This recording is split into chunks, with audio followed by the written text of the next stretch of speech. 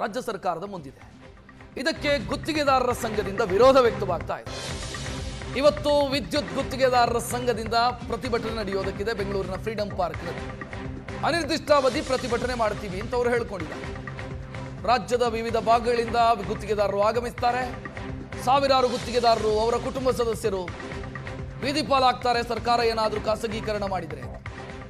ಕಾರ್ಮಿಕರ ಉದ್ಯೋಗ ಜೀವನೋಪಾಯಕ್ಕೆ ತೊಡಕಾಗುತ್ತೆ ಅನ್ನುವಂಥ ಆರೋಪವನ್ನು ಅವರು ಮಾಡ್ತಾ ಇದ್ದಾರೆ. ಇವತ್ತು ಫ್ರೀಡಂ ಪಾರ್ಕಲ್ಲಿ ಪ್ರತಿಭಟನೆ ಮಾಡೋದಕ್ಕಿದ್ದಾರೆ. ರಾಜ್ಯ ಸರ್ಕಾರದ ಮುಂದೆ ಈ ಪ್ರಸ್ತಾಪ ಇದೆ. ವಿದ್ಯುತ್ ಸರಬರಾಜು ವ್ಯವಸ್ಥೆಯನ್ನು ಖಾಸಗೀಕರಣಗೊಳಿಸುವಂಥ ಪ್ರಸ್ತಾಪ. ಇದಕ್ಕೀಗ ಗುತ್ತಿಗೆದಾರರಿಂದ ವಿರೋಧ ವ್ಯಕ್ತವಾಗ್ತಾ ಇರೋದು.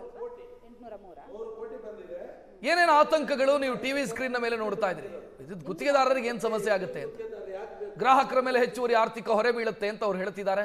ಗ್ರಾಮೀಣ ಪ್ರದೇಶದಲ್ಲಿ ವಿದ್ಯುತ್ ಸೇವೆಯ ಗುಣಮಟ್ಟ ಕಡಿಮೆಯಾಗುತ್ತೆ, ಕುಸಿದು ಹೋಗುತ್ತೆ ಅಂತ, ಕೃಷಿ ಕ್ಷೇತ್ರಕ್ಕೆ ದೊಡ್ಡ ಹೊಡೆತ ಬೀಳುತ್ತೆ ಅಂತ ಹೇಳ್ತಿದ್ದಾರೆ ಅವರು. ಕೃಷಿ ಪಂಪ್ ಸೆಟ್ಗಳಿಗೆ ಕೊಡ್ತಾ ಇದ್ದಂಥ ಉಚಿತ ವಿದ್ಯುತ್ ಸೌಲಭ್ಯ ರದ್ದಾಗುತ್ತೆ ಅನ್ನುವಂಥ ಆತಂಕವನ್ನು ಅವರು ವ್ಯಕ್ತಪಡಿಸ್ತಾ ಇದ್ದಾರೆ. ಸರ್ಕಾರವೇ ಮಾಡಲಿ ಅಥವಾ ಎಸ್ಕಾಂಗಳ ಕೈಯಲ್ಲೇ ಇರಲಿ, ಅದು ಖಾಸಗಿ ಕಂಪನಿಗಳಿಗೆ ಕೊಡೋದು ಬೇಡ ಅನ್ನೋದು ಅವರ ಅಭಿಪ್ರಾಯ.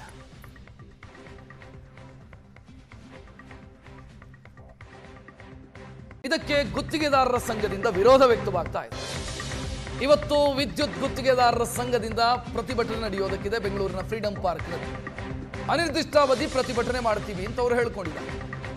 ರಾಜ್ಯದ ವಿವಿಧ ಭಾಗಗಳಿಂದ ಗುತ್ತಿಗೆದಾರರು ಆಗಮಿಸ್ತಾರೆ.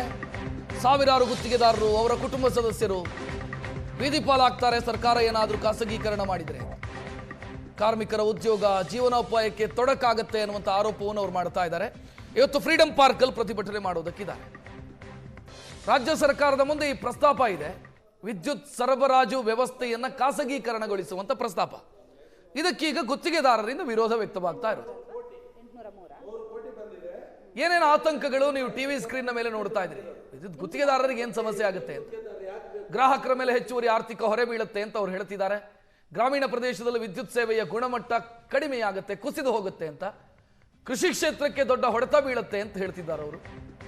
ಕೃಷಿ ಪಂಪ್ ಸೆಟ್ಗಳಿಗೆ ಕೊಡ್ತಾ ಇದ್ದಂಥ ಉಚಿತ ವಿದ್ಯುತ್ ಸೌಲಭ್ಯ ರದ್ದಾಗುತ್ತೆ ಅನ್ನುವಂಥ ಆತಂಕವನ್ನು ಅವರು ವ್ಯಕ್ತಪಡಿಸ್ತಾ ಇದ್ದಾರೆ. ಸರ್ಕಾರವೇ ಮಾಡಲಿ ಅಥವಾ ಎಸ್ಕಾಂಗಳ ಕೈಯಲ್ಲೇ ಇರಲಿ, ಅದು ಖಾಸಗಿ ಕಂಪನಿಗಳಿಗೆ ಕೊಡೋದು ಬೇಡ ಅನ್ನೋದು ಅವರ ಅಭಿಪ್ರಾಯ.